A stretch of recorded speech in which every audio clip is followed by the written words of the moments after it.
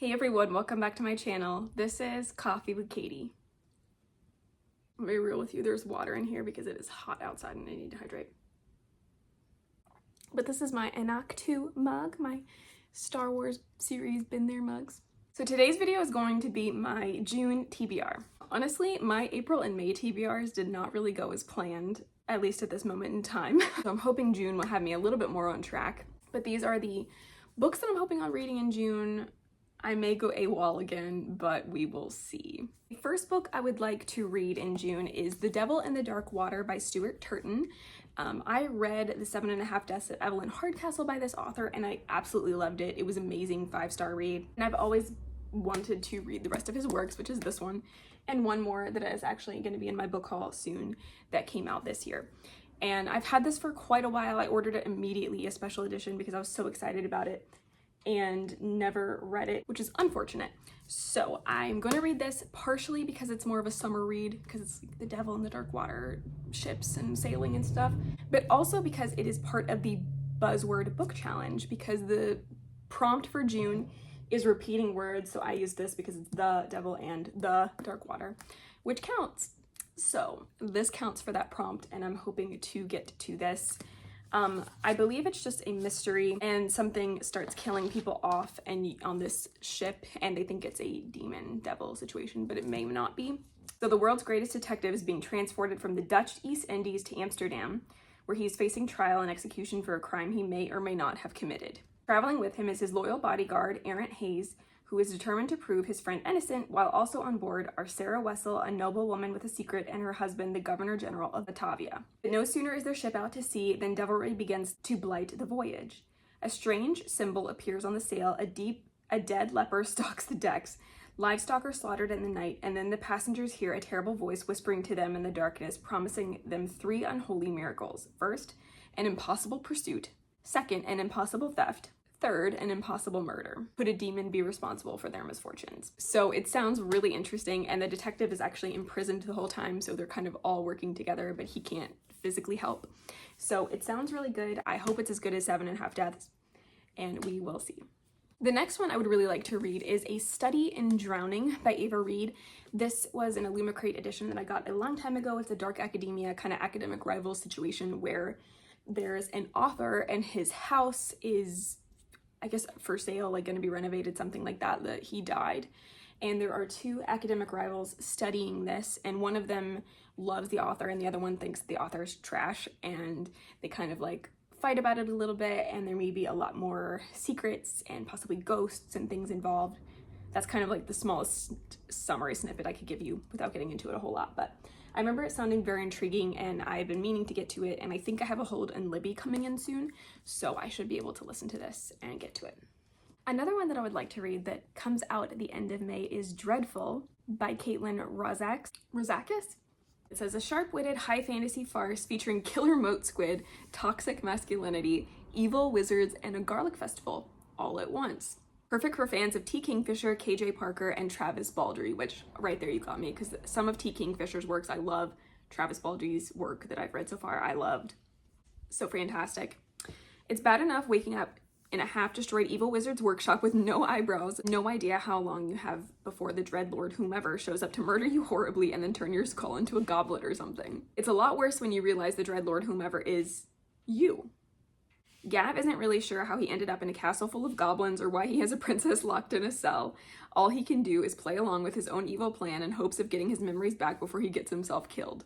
But as he realizes that nothing, from the incredibly tasteless cloak adorned with flames to the aforementioned princess, is quite what it seems. Gav must face up to all the things the Dreadlord Gavrix has done, and he'll have to answer to the hardest question of all: who does he want to be? Dreadlord Gavrix has had better weeks. This sounds hilarious, and I'm so excited for it, especially since I'm currently reading How to Become the Dark Lord and Die Trying, and I was so excited for it and absolutely pumped, and I'm almost halfway through and I don't really like it so much.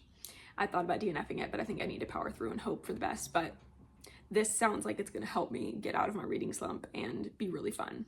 So definitely that one. And then the next one, I know I have a physical copy here somewhere and I cannot find it, so I'll probably find it in my book haul, is Throne of Serpents by Frost K. This is the third and final book in the Dragon Isle Wars series, and while I didn't love the second book that much, I loved the first one. I believe she described the first one as like a Kylo, as like a Reylo romance situation, but essentially there is the Dragon Isles, which had the queen, the princess, the king, you know, that kingdom. Her entire family is killed, and so she's the queen of that land, and these like evil elves are in another land, and they were the ones that slaughtered everyone.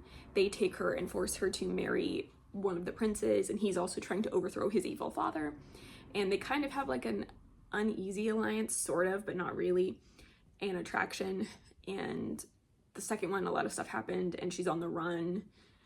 So in this one, I'm hoping that the story wraps up and it'll be really interesting. I guess it's kind of like an enemies to lovers situation, and I'm wondering how it'll all tie together.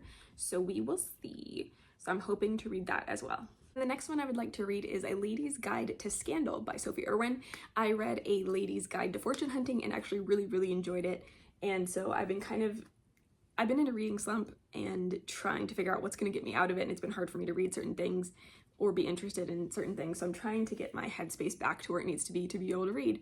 And I think this will help. Because I really enjoyed the first one. And the back says, being good is for wallflowers. Eliza's ready to break the rules. And this is the Illumicrate edition. It's very pretty.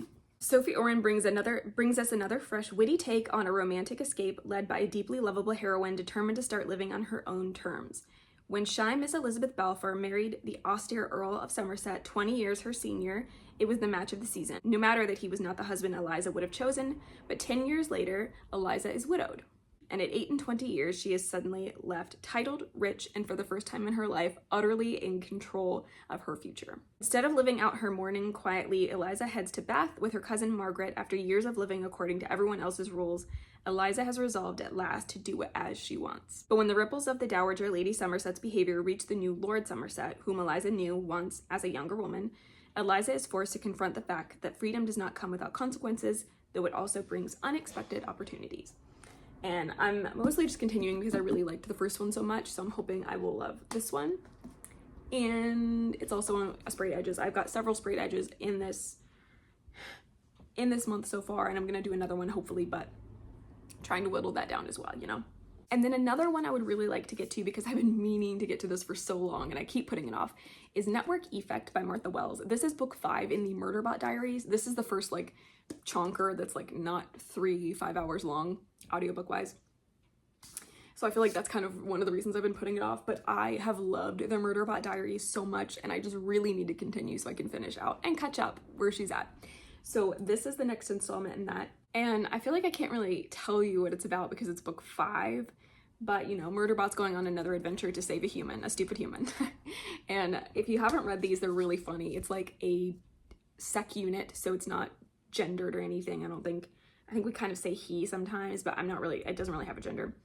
And it's essentially a kind of cyborg, so it can be humanoid, but it is definitely a robot sec unit, you know, bot. And it has social anxiety, which is absolutely hilarious, and it just wants to be left alone to watch TV. And it's hilarious because it can murder everybody, but it doesn't. And I am very much looking forward to continuing because I've been meaning to for so long, and I love Murderbot. So this one as well.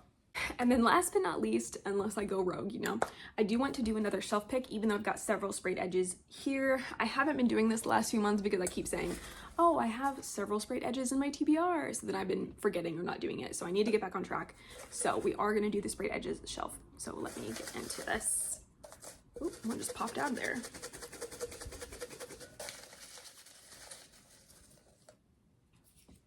But I'm not gonna lie to you, with the mood that I'm in, if it's something that I don't want to read, I'm gonna put it right back because I'm struggling. Oh, okay, so I got Library of the Dead. Let me go get that for you. It's by T.L. Kuchu.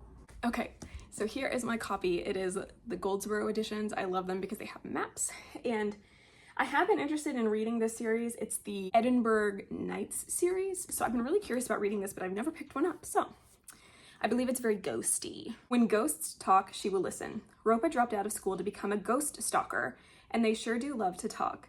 Now she speaks to Edinburgh's dead, carrying messages to those they left behind. A girl's gotta earn a living, and it seems harmless enough until it is the dead whisper that someone's bewitching children, leaving them husks empty of joy and strength. It's on Rupa's patch, so she feels honor bound to investigate. But what she learns will rock her world. She will dice with death, not part of her life plan, as she calls on Zimbabwean magic and Scottish pragmatism to hunt down clues. And although underground Edinburgh hides a wealth of dark secrets, she also discovers an occult library, a magical mentor, and some unexpected allies. Yet as shadows lengthen, will the hunter become the hunted? So this is going to be on my shelf challenge. It sounds interesting. I'm desperate for anything to get me out of my slump right now, so hopefully this does it. So we definitely have a variety of things going on this month, whether it's historical romance or fantasy or mystery thriller or ghosty. We've got a lot of stuff going on, so that will be fun. Hopefully something will help me. If not, I'm gonna delve deep into some fantasy romance. I'm not even gonna lie, because I know that will help me get through books faster. But those are all the books that I'm planning on reading in April. I would love to know your thoughts on these, if there's any that you're looking forward to, or if you've read them yourself. But as for now, that is it for today's video. Please like this video if you liked it, subscribe if you want to, and I will see you next time. Stay safe and caffeinated. Bye.